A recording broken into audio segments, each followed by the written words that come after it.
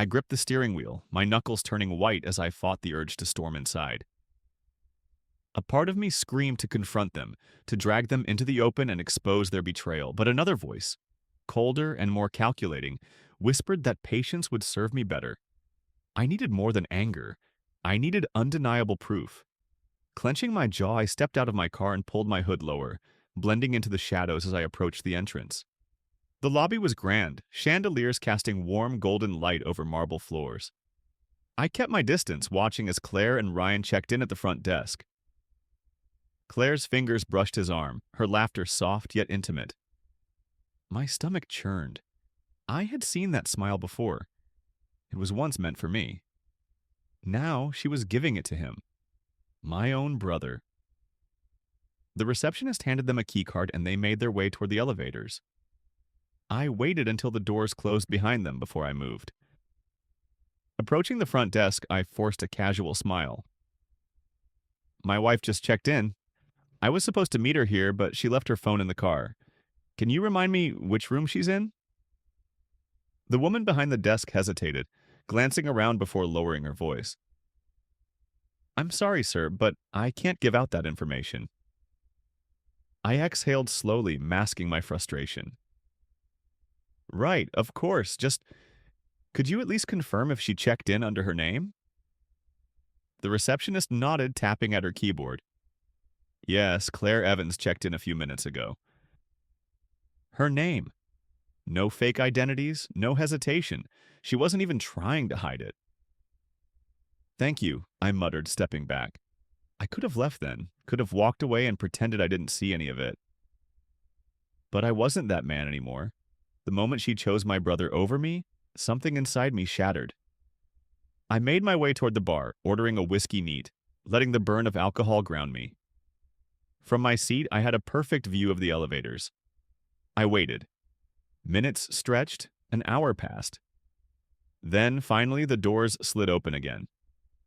Claire emerged first, dressed differently. Her sleek black dress replaced by an oversized shirt. Her hair tousled in a way that left no doubt about what had just happened upstairs. Ryan followed closely, running a hand through his hair, looking smug, satisfied. The way they walked side by side, his hand brushing against hers, was enough to make my blood boil. They weren't even being careful. I pulled my phone from my pocket and snapped a picture. One, then another. Proof. Evidence. The beginning of their downfall. Claire turned her head slightly, and for a second, I thought she saw me. My pulse pounded, but she simply smiled at something Ryan said, her focus entirely on him. I'd let them leave. I had what I needed. Finishing my drink, I sat in silence, my mind racing. I wasn't going to lose my temper. I wasn't going to throw accusations without a plan. I was going to make them regret ever betraying me. 2 days passed, but the fire inside me never dimmed. Every moment was a reminder of their betrayal. I couldn't erase the image of Claire wrapped around Ryan, the way they laughed together, the secretive touches, the stolen glances. It played in my mind on an endless loop, fueling my anger, sharpening my focus. But revenge required patience, precision, a calculated strike, not reckless fury. I spent the next week gathering everything I needed: phone records, text logs, bank statements. Claire had grown comfortable in her deceit, never suspecting I would be watching.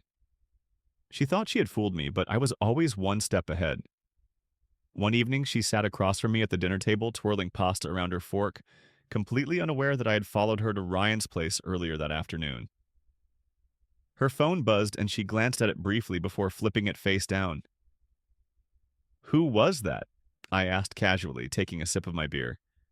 She didn't even blink. Just Lauren. She's planning a trip for next month. Lies slid so easily from her lips, I forced a smile. That sounds fun. Maybe we could take a trip too. Just the two of us. Her expression didn't change, but I saw the hesitation in her eyes. Work is crazy right now, she said. Maybe later this year. She wasn't even trying anymore. I leaned back, nodding thoughtfully. Yeah, later. That night I waited until she was asleep before I took her phone. My heart pounded as I entered the passcode. Her birth year, as predictable as always. Messages flooded the screen, all from Ryan. My stomach twisted as I read them. I need you again. That last time wasn't enough. He'll never know. Just tell him you're working late. Rage clawed at my chest, but I swallowed it down.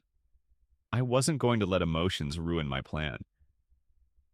Instead, I forwarded the messages to my phone before carefully placing hers back beside her pillow. The next morning, I made my first move. Ryan had always been reckless, always thought he was untouchable. He had built his entire career on favors, manipulating people into giving him what he wanted. I knew his weaknesses, and I knew exactly where to hit.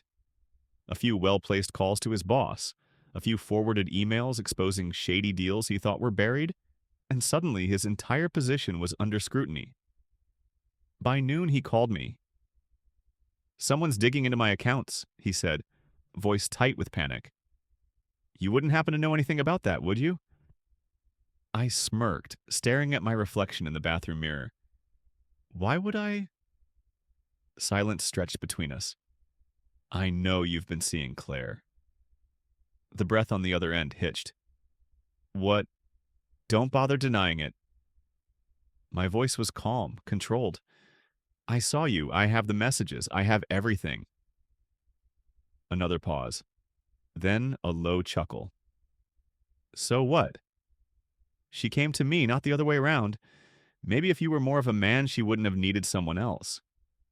My grip tightened on the phone. "Enjoy what little you have left," I said, my voice a whisper of venom. "Because by the end of this, you'll have nothing." I hung up, already anticipating the chaos that was about to unfold. That evening, I made sure Claire saw the news. "Did you hear about Ryan?" I asked as we sat in the living room, the TV humming softly in the background. She frowned. What happened?" I turned up the volume. A reporter's voice filled the room, detailing the financial scandal rocking Ryan's company. Claire's face paled, her hands gripping the couch cushion. "He's being investigated," I continued, watching her carefully. "Fraud, money laundering. Looks like someone finally exposed him." Her breath quickened, and I knew what she was thinking. She thought he would protect her. She thought he was powerful enough to keep their secret. She was wrong. And I was just getting started. The moment Claire's expression shifted from concern to sheer panic, I knew my plan was working. She clutched her phone, fingers trembling as she typed furiously. She tried to hide it, but I caught a glimpse of Ryan's name on her screen. I let her panic, let her spiral. Minutes passed, then suddenly she stood. "I need to step out for a bit," she muttered, grabbing her coat. "Now?" I asked, feigning confusion. "Yeah, Lauren, she needs me to help her with something." I smirked inwardly. Another lie. Another pathetic excuse.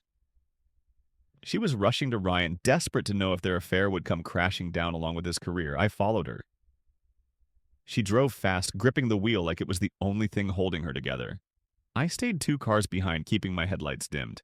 Her destination didn't surprise me. Ryan's condo. Parking a block away, I made my way toward the building. The doorman barely acknowledged me as I slipped inside behind another resident. I took the stairs instead of the elevator, my steps silent as I reached the hallway. Muted voices drifted through the door. Claire's was frantic. "What are we going to do?" she demanded. "This could ruin everything." Ryan's tone was sharper, laced with irritation. "I don't know, Claire. Someone set me up." I leaned closer, my pulse steady. "It was him," Ryan continued. "It has to be. He knows." A pause. Then Claire's voice, hesitant. "No. He would have said something." "He did say something," Ryan snapped. "He called me this morning. Told me he knew about us, about this." Silence. Then Claire's next words made something inside me snap.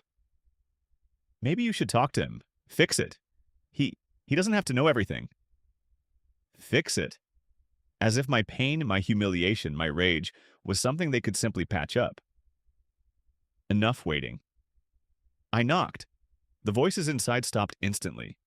A shuffle of hurried steps. Then, finally, the door creaked open. Ryan's face twisted when he saw me. "What the hell are you doing here?" I smirked, stepping inside before he could stop me. Claire stood in the middle of the living room, her face drained of all color. "You two look nervous," I said, shutting the door behind me. Claire's lips parted, searching for words for a lie that might save her. I didn't give her the chance. "How long?" I asked, keeping my voice level. Claire swallowed. I... Ryan scoffed. Look, man, I don't have time for this." I turned to him slowly. "Oh, you don't?" I pulled out my phone, tapping the screen. "Because I think the cops investigating you might disagree." His face darkened. "You bastard."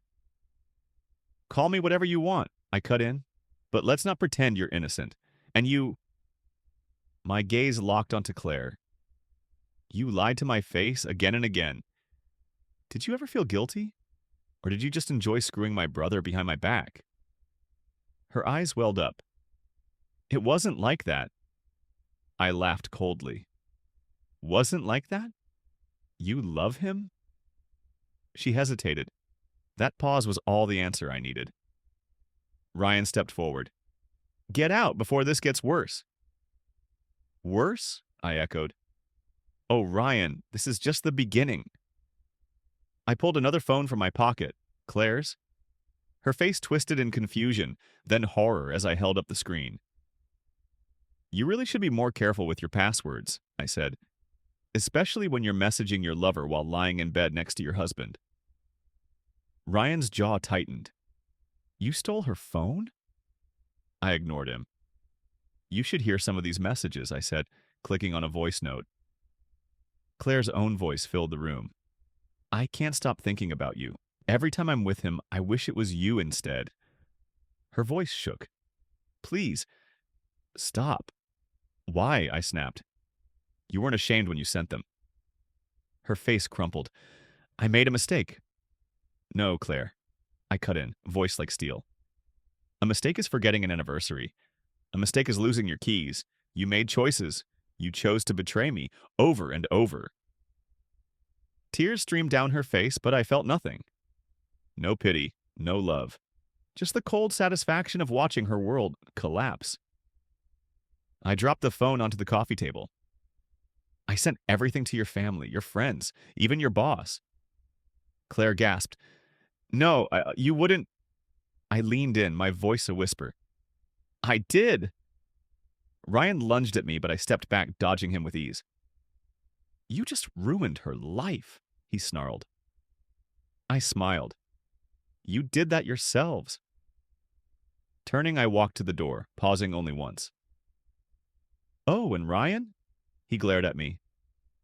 "I made sure the police have everything they need to bury you." Then, without another word, I walked out, slamming the door behind me.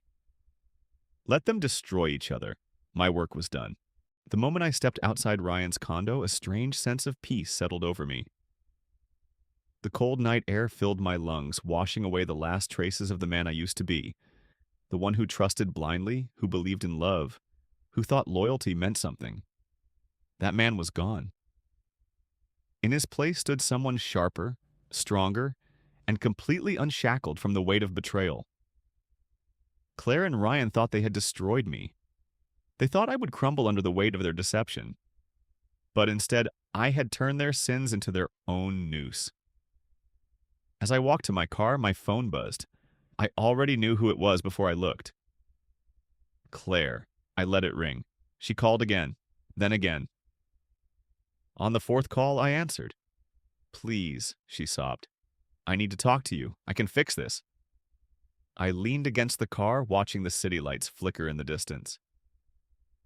"Fix this?" I repeated. "You didn't care about fixing anything when you were sneaking around with my brother." Her breath hitched. "I made a mistake, but you went too far." I almost laughed. "I went too far? You lied to my face for months.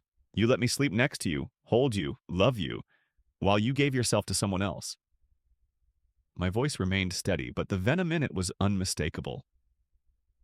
Now you want my forgiveness? I love you, she whispered desperately. That's the funniest thing you've ever said, I muttered. Because if you did, you wouldn't have spent the last year proving otherwise. Silence. Then softly she asked, Is there any chance? Any at all? I let that question hang between us. Let her hope just for a moment. Then, with a smirk, I crushed it. None. I hung up. That was the last time I ever heard her voice. 2 weeks later, the fallout hit in full force. Ryan lost his job. The fraud investigation escalated, and with every uncovered secret, his once flawless reputation turned to ash. Investors pulled out. His assets were frozen, and suddenly the man who had everything was left with nothing. Claire fared no better. The evidence of her affair spread through our social circle like wildfire. Friends abandoned her. Her family, once so proud, cut ties in disgust. Her job, built on trust and image, let her go quietly. She tried to salvage what she could, but in the end, she had no one left to run to. Not even Ryan. Because when the walls caved in, he did what cowards always do. He saved himself. I sat back and watched as they turned on each other. Ryan blamed Claire for being careless. Claire accused him of ruining her life. Their love, so passionate, so worth betraying me for, crumbled under the weight of their own destruction. In the end, they destroyed each other. And I walked away. Not broken, not bitter. Just free. Revenge had found its way, and now so had I. And now,